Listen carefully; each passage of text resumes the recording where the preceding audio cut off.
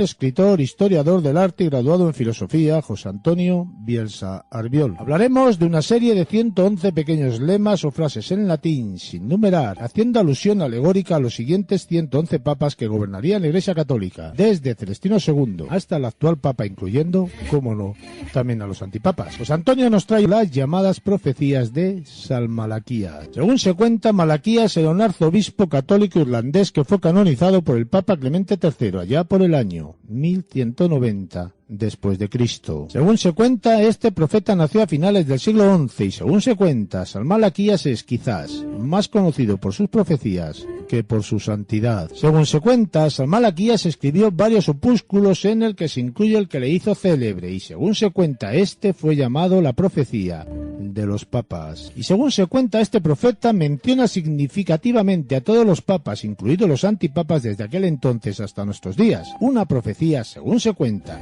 en la que alude al último papa con una vaga cita de carácter apocalíptico. Pues Antonio, buenas noches, bienvenido, ¿cómo estás? Muy buenas noches, Juan Carlos. Vamos a hablar de las profecías del pasado y de un profeta del pasado, ¿no? Vamos a hablar de las profecías de San Malaquías, José Antonio.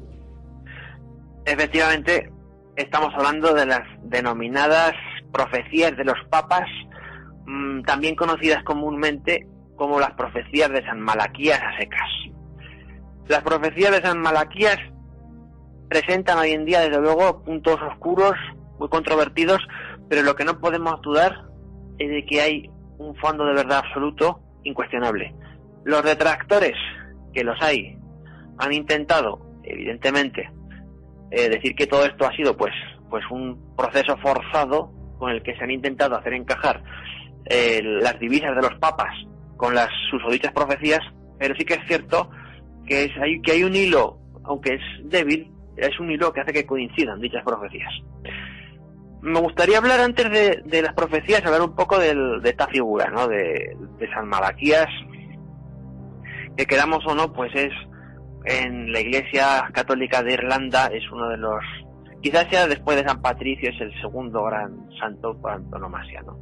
San Malaquías de Armagh, nacido hacia 1094, finado en 1148.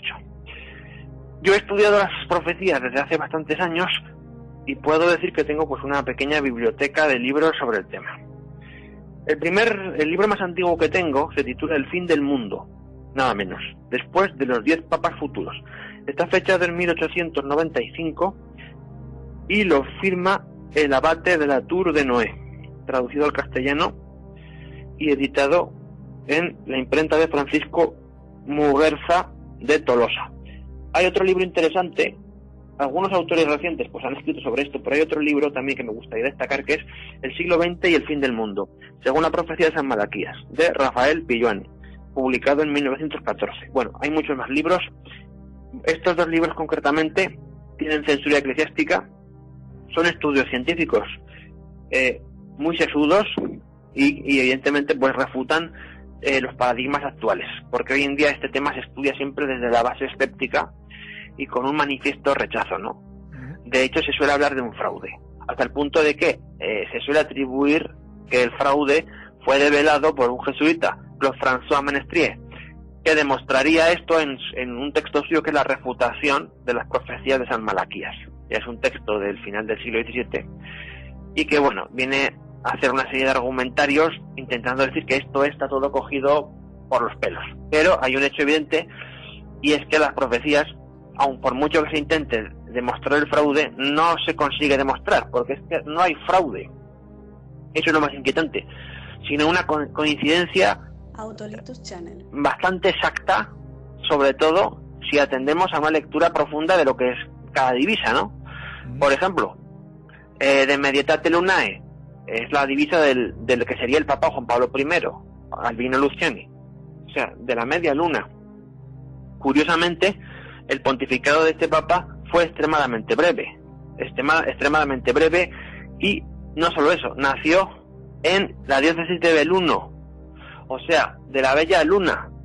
Curioso, estamos hablando de un Papa electo del año 78, y que, como ya sabemos, pues murió asesinado la noche del 28 de septiembre de 1978. Pero bueno, esto solo es un matiz más. o cuando, por ejemplo, hablamos de religio populata, que es la divisa de Benedicto XV, ¿no? Que sería pues la religión devastada, ¿no? Curiosamente, el pontificado de Benedicto XV coincide con los años de la Primera Guerra Mundial. Y muchísimas más coincidencias hasta llegar a Pedro II, Petrus Romanus, que coincidiría efectivamente con el actual papa o antipapa, para ser más exactos, que es Jorge Mario Bergoglio, ¿no? Personaje electo por la masonería, electo no, porque no ha sido electo válidamente, elegido por la masonería para ocupar la silla petrina. En fin, todo esto, insisto, nos lleva a plantearnos muchísimas cuestiones sobre el valor de estas profecías, que algunos, con bastante ojo, han parangonado a las profecías de Nostradamus, con las que tienen algunos puntos de contacto. YouTube, Autolitus Channel. Fíjate que estaba leyendo ahora mismo, según estabas hablando, que la profecía es una serie de 111 pequeños lemas o frases en latín, haciendo alusión alegórica a los siguientes 111 papas, lo cual para mí tiene un significado numerológico tremendo. Así es. Desde Celestino II, Escastro Tiberis, hasta evidentemente hasta Petrus II, toda esta lista, ¿verdad?, supone pues una verificación de cómo el Malaquías, o el pseudo Malaquías, como dicen los más maliciosos, pues nos pone contra las cuerdas a la hora de hacer esta anticipación. 111, son 111. Sabemos, evidentemente, por las fechas, que la publicación de las profecías data del año 1596-1597. Fue publicada por un monje benedictino, Arnoldo de Buon, en las imprentas venecianas. Era un erudito muy próximo, verdaderamente, hasta a la misma orden del Malaquías, a la orden de San Benito, y el libro efectivamente tiene además una relación clara con España, porque va a ser dedicado pues a Felipe II, ¿no?, al demonio del mediodía, como lo llamaban sus enemigos. Y esta profecía, claro, tiene bastantes conexiones también con la orden del Temple, con los viejos templarios, y este libro, el libro de Arnoldo, que se tituló Lignum Vitae, realmente es una biografía de una serie de figuras importantes benedictinas. Entre ellas estaría el susodicho Malaquías, figura a la que se le atribuyen la escritura de varias obras. Y también el autor, Arnoldo, decide poner como anexo pues esta lista, que es una sucesión de 111 lemas, en la que estarían incluidos todos los papas, por supuesto antipapas también, que irían desde el susodicho Papa Celestino II, que tuvo un reinado bastante breve, un pontificado de poco más de un año, hasta su fallecimiento en 1144, y de ahí hasta el fin de los tiempos, no el fin del mundo, el fin de los tiempos. Si somos un poco próximos a la exégesis católica, y sorprendentemente vemos que el acierto es gradual. Yo tengo aquí, por ejemplo, lo tengo aquí en un facsímil, tengo un cuadro de la realización de las profecías, desde Celestino II hasta Urbano VII. Y esta tabla es muy amplia, ¿no? Tenemos por un lado las leyendas, todas ellas, los escudos papales, el país del papa, su apellido antes de la elección, su nombre, los títulos cardenalicios que llegó a tener, si los tuvo, las funciones y vida, circunstancias particulares y por supuesto otras circunstancias atribuidas al pontificado. En todos los papas y en todas las divisas leyendas hay al menos una coincidencia. Si vemos la lista, es muy larga desde luego, pero por ejemplo, la divisa número 43, Luna Cosmedina. Estamos hablando de nuestro gran papa Benedicto XIII, el Papa Luna, tristemente considerado antipapa. Bueno, Benedicto XIII fue un gran papa. El papa, evidentemente, llamado Pedro de Luna, Luna Cosmedina. Su escudo, ¿qué es? Un cuarto de luna. Título cardenalicio, Santa María en Cosmedín. no tenemos más que visitar el impresionante castillo de Peñíscola, ¿verdad? Y visitar también la habitación del Papa Luna donde tenía el despacho. Bueno, este es un caso más. El Papa Luna evidentemente está considerado antipapa, de forma muy injusta, por cierto. Pero, insisto, tenemos muchísimos más casos y me gustaría ir más que nada por la proximidad en el tiempo y para que los oyentes lo vean con esta certeza, ¿no? Con esta coincidencia. Por ejemplo, vamos a la divisa, a la penúltima divisa, que realmente sería la 111, porque la divisa última, la 112, que no estaría numerada, porque no tiene realmente una leyenda, sería la de Petrus Romanus, Petrus II, ¿vale? Pero la 111, o sea, el penúltimo papa, es decir, la última divisa, la 111, Gloria Olivae, la gloria del olivo. Aquí estaría, digamos, Benedicto XVI, ¿no? Benedicto XVI. ¿Por qué Gloria del Olivo? ¿Qué puntos en contacto tiene con esta divisa? Por ejemplo, se ha destacado que fue bautizado un sábado de gloria, ¿no? Puede ser un dato significativo. Se le atribuye, por ejemplo, también al escudo de la Orden de los Benedictinos porque tiene un olivo. Puede ser. No creo que sea, digamos, muy cogido por los pelos, no lo sé.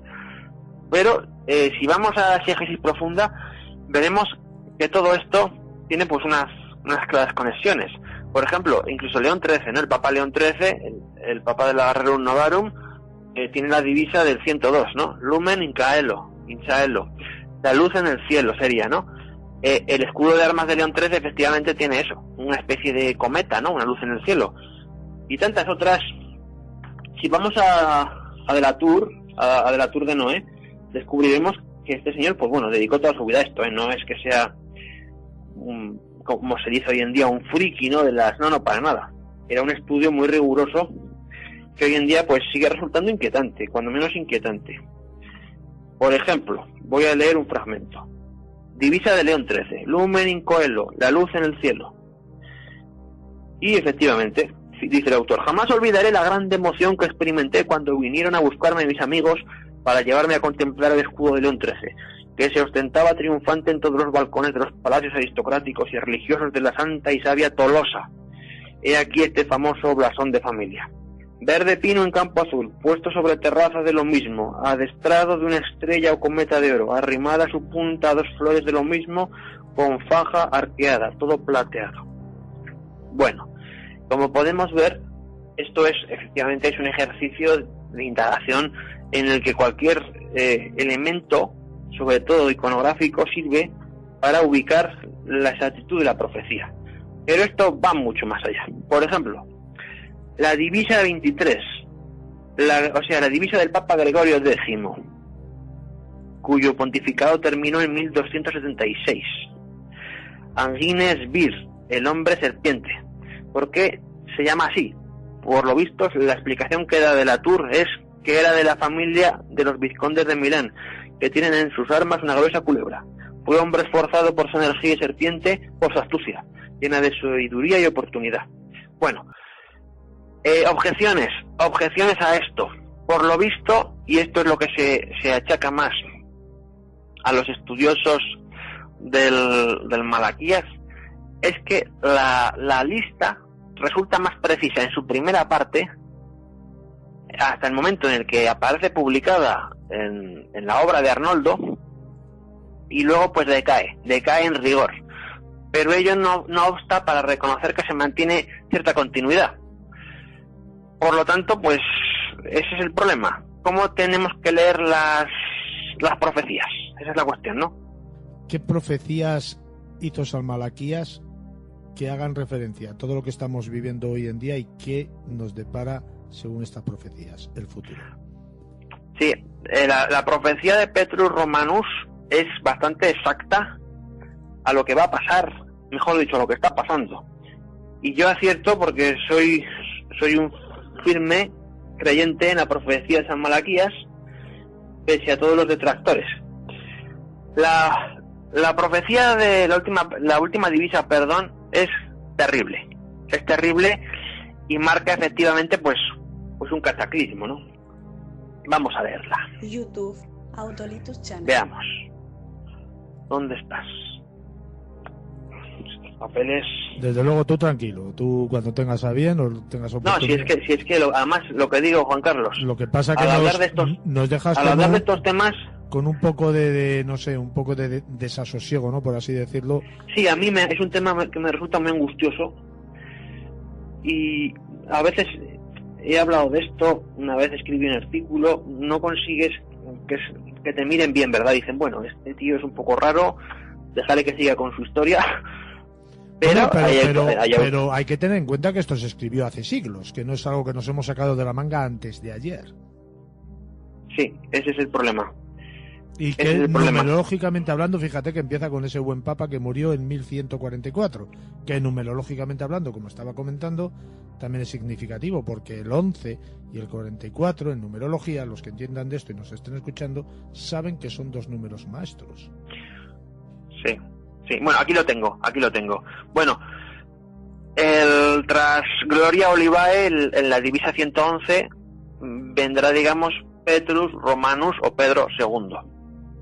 La historia de la Iglesia, del papado, empieza evidentemente con San Pedro, el discípulo predilecto de Jesucristo, y se cerraría con un Petrus Romanus. Bueno, más o menos podría traducirse así. Tras una persecución extrema, la Santa Iglesia Romana reinará el Pedro el Romano, que protegerá a su grey tras muchas tribulaciones, y tras este trance, la ciudad de las 7 colinas, efectivamente puede ser Roma, pero no nos engañemos que también Jerusalén tiene 7 colinas, la ciudad de las 7 colinas será arrasada y el juez terrible juzgará a su pueblo. En fin, catástrofe cataclismática. Hay un importante hecho. Sabemos a ciencia cierta ya, con pura objetividad, que el actual pontífice, Jorge Mario Bergoglio, es un antipapa manifiesto. Ya no hay ninguna duda al respecto. El año pasado, el profesor Antonio Caponetto publicó un libro muy revelador titulado De Perón a Bergoglio, el catolicismo, entre comillas catolicismo, es comulgable. Y sacó pues a la luz, evidentemente, las vinculaciones de Jorge Mario Bergoglio con las logias masónicas, porque en Argentina estuvo efectivamente en una logia masónica y firmaba como masón con sus 3 puntos y todo bien, de forma bien obvia, y también evidentemente con las terminales sionistas a las que tributa, ¿no? Esto puede parecer a muchos sorprendente, pero es un hecho que este lobo con piel de cordero, disfrazado de papa, pues evidentemente es un agente destructor. La profecía de San Malaquías, por tanto, contempla a los papas, pero también a los antipapas. Y que los antipapas, pues bueno, en otras ocasiones podían ser gentes con unas vidas licenciosas, con sus excesos. Puede que fueran malos papas, pero se tenían a la doctrina católica. Y aunque fueran antipapas, pues bueno, tampoco se puede decir que fueran antipapas, porque en el caso de Benedicto XIII, los que hemos estudiado un poco la obra de este gran pontífice, sabemos que evidentemente era un papa absolutamente válido. Y era el que se mantuvo en sus 13, sí, porque tenía razón.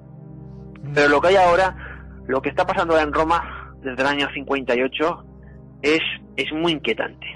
Es muy inquietante porque yo entiendo que hemos llegado a un punto tal de desolación que la roca pues está vacante, ¿no? La silla está vacante. Y ahora tenemos pues este personaje, Jorge Mario Bergoglio, Petrus Romanus, que efectivamente pues está preparando algo muy gordo.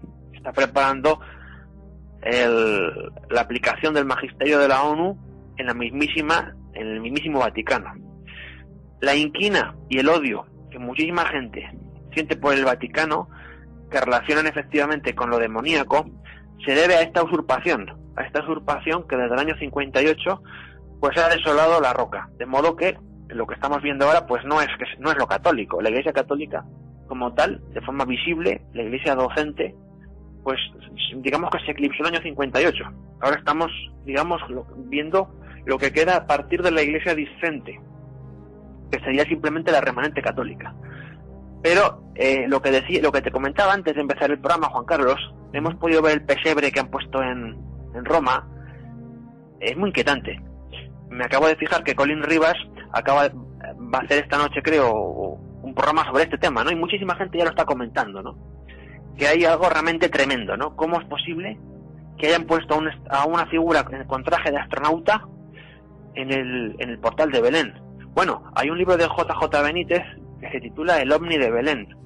Hay una tradición muy importante de corte adventista también, y sobre todo con unas tendencias iluministas que ya anuncian realmente la teoría esta, ¿no? De cómo una raza extraterrestre llegó a la Tierra. Bueno, todo esto es evidentemente de la exégesis católica y no tiene realmente un fundamento claro en lo que es la doctrina católica. Por eso sorprende que la Neoiglesia Estado del Vaticano II utilice con total descaro pues un astronauta, una figura de un astronauta. ¿Y quiere decir algo? Quiere decir dos cosas.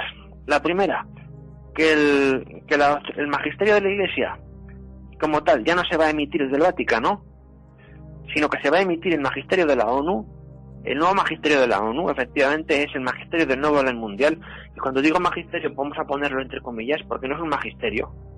Se tratan simplemente pues de una serie de contrateologías fundadas pues en la Carta de la Tierra y en escritos análogos, donde se está pues haciendo algo que es restituir, ¿no?, un neopaganismo politeísta que tiene pues sus elementos vinculantes, por ejemplo, en rituales recientes, desde el año 86. El año pasado, por ejemplo, pudimos ver el tema de la Pachamama, ¿no?, cómo se introdujo en el Vaticano, ¿no?, la idolatría de forma más descarada. Y todo esto, pues evidentemente, pues anuncia muchas cosas, como el proyecto Blue Beam a escala mayúscula. Vamos a ver cosas rarísimas. No me cabe la menor duda de que el Vaticano será destruido y arrasado. Yo no sé si por una detonación atómica, como ya el cardenal Giuseppe Siri alertó por medio del silencio, porque no ha llegado a decir nada, pero él prefirió apearse a un lado y que el obispo, el cardenal Roncalli, Juan XXIII, ocupara su lugar, ¿verdad? Este tema es muy conocido, se conoce como la tesis Siri, pero no nos cabe la menor duda que el Vaticano pues está realmente gobernado por los poderes oscuros, ¿no? Y sirven evidentemente pues a su gran amo Satanás. Hasta hace unos meses pues hemos visto en el Coliseo de Roma la estatua de Moloch. Es curioso que la figura de Moloch, que hoy en día pues está cotizando de forma muy alta, ya sabes que bueno, se dedicaba pues a comerse niños, ¿no? La industria abortista actual pues trabaja para Moloch. Que nadie crea que el abortismo no es un negocio. Es un negocio, sí, pero también evidentemente es una forma de ritual satánico, donde efectivamente se sacrifican infantes a la bestia y se trafica pues con sus órganos, o bien para hacer vacunas o para todo tipo de cosas siniestras, porque la farmacia y los negocios subterráneos del Estado Oscuro laboran en una misma causa, ¿no? Todo esto, insistimos, tienen las profecías de San Malaquías un pórtico de salida. No quiero pasarme de rosca hablando de esto porque es un tema muy sutil y desde luego haría falta pues un esfuerzo por ir más allá de la simbología y por la comprensión realmente de las diferentes divisas. Pero sí que es un hecho, ¿verdad?, que el calendario de del momento de Petrus Romanus coincide perfectamente con el inicio, ¿verdad?, de la era de Acuario, y como no con la consecución de la Agenda 2030. La Agenda 2030 que va a tener lugar mucho antes, en el 2024, 2025. Bueno, yo no sé, Juan Carlos, si todo esto que te digo te puede resultar un poco cogido por los pelos, pero Autolitus Channel. es lo que creo tras estudiar detenidamente esto, que queramos o no, pues siempre tendrá sus detractores, y pocos me van a dar la razón, lo sé, pero bueno, son simplemente indicios. Es que lo que nos estás contando para el futuro es cuando menos no negro ni oscuro, mucho más allá, porque claro, incluso podríamos hablar de que el lugar actual donde residen los papas cambiaría de sitio también. Sí, damos por hecho, damos por hecho dos cosas. Que el papado puede que esté difunto, pero la Iglesia Católica no está no está extinta, no puede estar extinta, simplemente porque, como dice la Sagrada Escritura, las puertas del infierno no prevalecerán contra ella. Lo que sí que está pasando es que no hay una iglesia docente, lo que hay ahora es una iglesia discente, que sería la remanente católica. Por tanto, la figura del Papa ya no está el Papa ya no está en comunión con el pueblo, porque no es un Papa. Los papas que están en comunión con la iglesia discente, con los católicos, con la Grey, serían los papas muertos, es decir, los papas que han mantenido la doctrina, pero que ya no están en este mundo porque ya murieron, y evidentemente el Cristo, que efectivamente es el punto de cohesión de la doctrina, del magisterio, el cuerpo místico, la cabeza del cuerpo místico de Cristo, por así decir. ¿Esto qué quiere decir? Que la iglesia del fin de los tiempos se trasladará a Jerusalén. Nada parece indicar eso, máxime viendo el crecimiento exponencial del sionismo en estos momentos y de cómo el Estado de Israel, pues aparte de estar devastando Palestina y de perpetrar un genocidio terrible, pues ya ha conseguido incluso que reconozcan, ¿verdad?, como capital en algunos países, Estados Unidos por ejemplo, la capitalidad de Jerusalén frente a Tel Aviv. Otra teoría habla de Megido, que hoy en día no es más que un sitio arqueológico. No lo sé, me parece que no sé si va por ahí. Yo lo que sí que creo es que las órdenes religiosas van a desaparecer. En un plazo de 50 años ya no va a quedar prácticamente ninguna, porque están muriendo, no hay sucesión. La media de los monjes, los religiosos, las monjas, en estos momentos está en los 70 años y ya no hay vocaciones religiosas. Y las órdenes pues van a desaparecer todas. Y es muy posible que una vez las órdenes, incluyendo las órdenes mendicantes, una vez las órdenes desaparezcan, todas las órdenes que subsistan se junten en una sola orden. Entonces tendremos lo que será una iglesia peregrina. Porque hoy en día es evidente que el católico romano, y hay muchos católicos, tenemos católicos caldeos, católicos maronitas, hay muchos católicos, pero podemos entender que los católicos romanos ya no pueden mirar a Roma, ya no pueden mirar al Vaticano, porque el Vaticano ya no es católico, el Vaticano es otra cosa. El Vaticano es, no hace falta hablar pues de Marcinkus, ni de la Camorra, ni de la mafia, ni de todos esos trapos sucios. El Vaticano es otra cosa, es un sitio pues oscuro, siniestro, y hoy en día efectivamente la solución que nos propone Malaquías pues es que si realmente Petrus Romanus, aunque sea un antipapa, es el último papa, es posible que haya una gran destroza que no solo va a ser física, sino ante todo cataclismática, en el sentido terminal, en el sentido que no va a ser ni siquiera fin de ciclo, va a suponer un fin, digamos, en todos los órdenes, lo que el abate de la Tour denomina el fin de los tiempos. No sé, hace 125 años cuando de la Tour publica este libro, la edición que tengo yo es desde entonces, el libro es más viejo. Cuando se publica este libro, evidentemente, hay un mal próximo, que es el milenarismo. Recordemos que en la Edad Oscura también se vivió otro periodo de milenarismo, ¿no? Y recordemos también que el año 2000, aunque el cambio de siglo tuvo lugar en 2001, no olvidemos que el año 2000 pues se produjo una especie de pánico informático, ¿no? De que iba a pasar algo. Finalmente no pasó nada. Pero en el orden... Sí, dime. ¿En el orden? Sí, pero en el orden espiritual la catástrofe ya ha llegado. Y se llama misterio de iniquidad. Y el misterio de iniquidad es visible, es obvio. Lo del pesebre nacimiento con el astronauta solo es un signo. Es una forma de decir, mirar cómo vamos a destruir la tradición, incluso la propia iconografía, para que los más simples entiendan que esto está cambiando, que no hace falta que vayamos a Barcelona para ver los belenes que ponen allí, no, para que veamos cómo la propia desolación pues va a manifestarse en todos los órdenes. Y ese astronauta, que no tiene nada que ver con el astronauta que podemos ver en la Catedral de Salamanca, esto es otra cosa, pues es un significante absoluto, ¿no? Y no quiere decir una cosa u otra, quiere decir algo muy concreto. Quiere decir efectivamente que hay un mensaje luciferiano detrás y que ese mensaje no escapa realmente pues a las intenciones últimas de esta mega secta que es el Vaticano II. Yo tenía entendido que el astronauta que hay en la Catedral de Salamanca fue una especie de alegoría al futuro de la época que el arquitecto la reformó. Esto para aquellos que a lo mejor no lo sepan. Y Sí. Yo creo que es así, ¿no? Sí, es una idea brillante, es un guiño a la época, al siglo, evidentemente, pues... Creo que se llamaba, si no recuerdo mal, Miguel Romero o algo así. Sí. Extrapolando todo lo que estás diciendo, yo interpreto, ya no que he dicho negro, el futuro que nos espera a la humanidad. Yo creo que a nivel mundano de andar por casa, lo que conocemos hoy en día como familia puede llegar a desaparecer como tal. YouTube, Autolitus Channel. La familia, Juan Carlos, es un hecho, esto tenemos que asumirlo ya. La familia tradicional está condenada a desaparecer. Lo han hecho muy bien.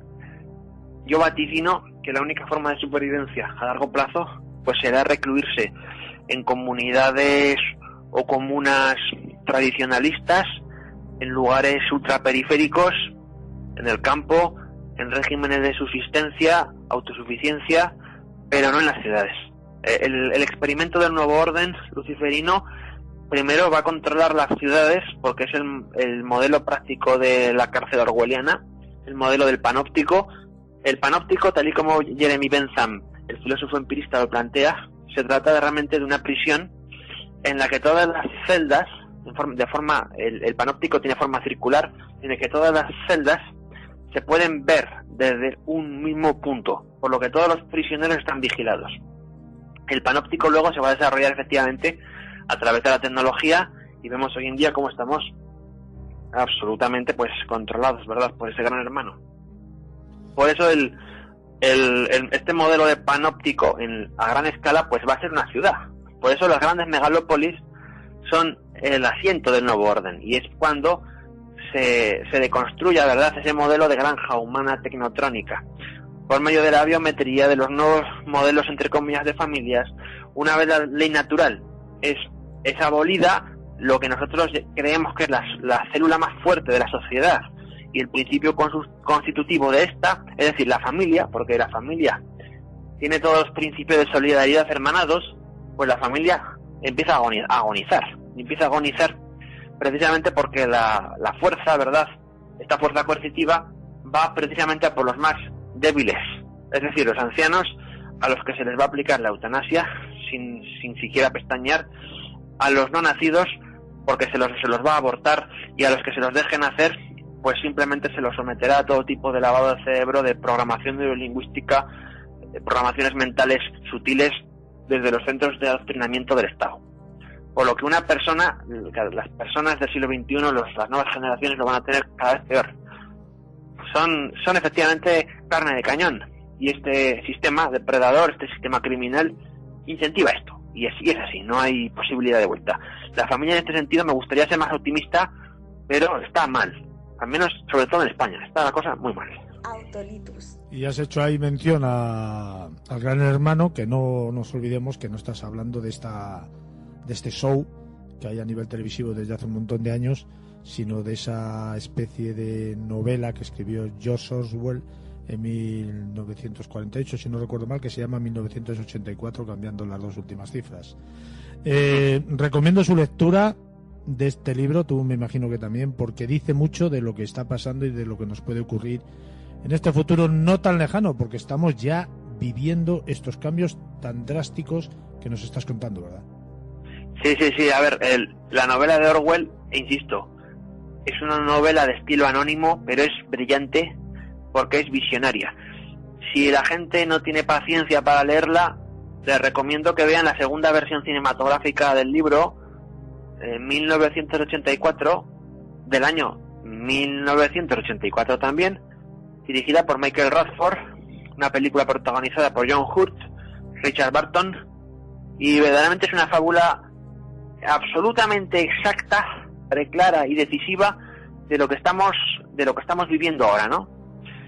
Un régimen capitalista comunista, tecnotrónico, tal y como Brzezinski lo postula, ¿verdad?, en su libro La Era Tecnotrónica, donde todo el esfuerzo humano, ¿verdad?, va a estar supeditado pues evidentemente al gobierno común de esa Oceanía, ¿no? De ese estado totalitario terrible, donde las personas son solo eso, ¿no? Son res extensa, mera carnaza computable y obediente, en fin. Pues lamentablemente la historia está escrita así, y estas profecías de San Malaquías, aunque haya muchos que piensen que esto ha dado fruto de una invención conspiranoica, ahí están, y ahí han existido y siguen existiendo, y lamentablemente para nosotros, creo yo, se han equivocado en muy poco, ¿no? Así es, Juan Carlos. Prácticamente estas profecías demuestran varias cosas. Primero, que hay un orden sobrenatural que actúa de forma muy cierta sobre los hechos humanos, que el determinismo ciego como tal no existe, sino que todo está sometido pues a una serie de, ¿cómo diría?, de coartadas providenciales de las que no somos realmente dueños, porque hay una mano invisible que siempre está tramándolo todo. Y lo más terrible e inquietante, que es que estamos, como espectadores privilegiados que somos del siglo XXI, estamos viviendo pues una era absolutamente terminal, ¿no? El fin de los tiempos, llamémoslo así, o simplemente un cambio de paradigma que va a romper pues la antropología tal y como la hemos conocido hasta ahora, y nos va a meter pues en un transhumanismo muy indeseable, muy indeseable. Pues lo vamos a dejar aquí. No sé si tenemos algo de esperanza para el futuro, José Antonio, o simplemente aceptar la circunstancia tal y como viene en nuestra vida cotidiana. Autolitus Channel. Pues no lo sé. Yo siempre he sido partidario del activismo y de la acción social y de formar sociedad civil, pero es que cada vez veo, y viendo el curso de los acontecimientos y la situación actual, pues no lo sé. Veo que esto se nos está yendo de las manos. No quiero ser demasiado pesimista, pero ya el otro día, hablando con María Teresa Caridad Moragón, le pregunté que qué pensaba y me dijo: mira, yo ya he tirado la toalla y directamente te digo que esto está fuera de nuestro alcance, o sea que no podemos hacer nada.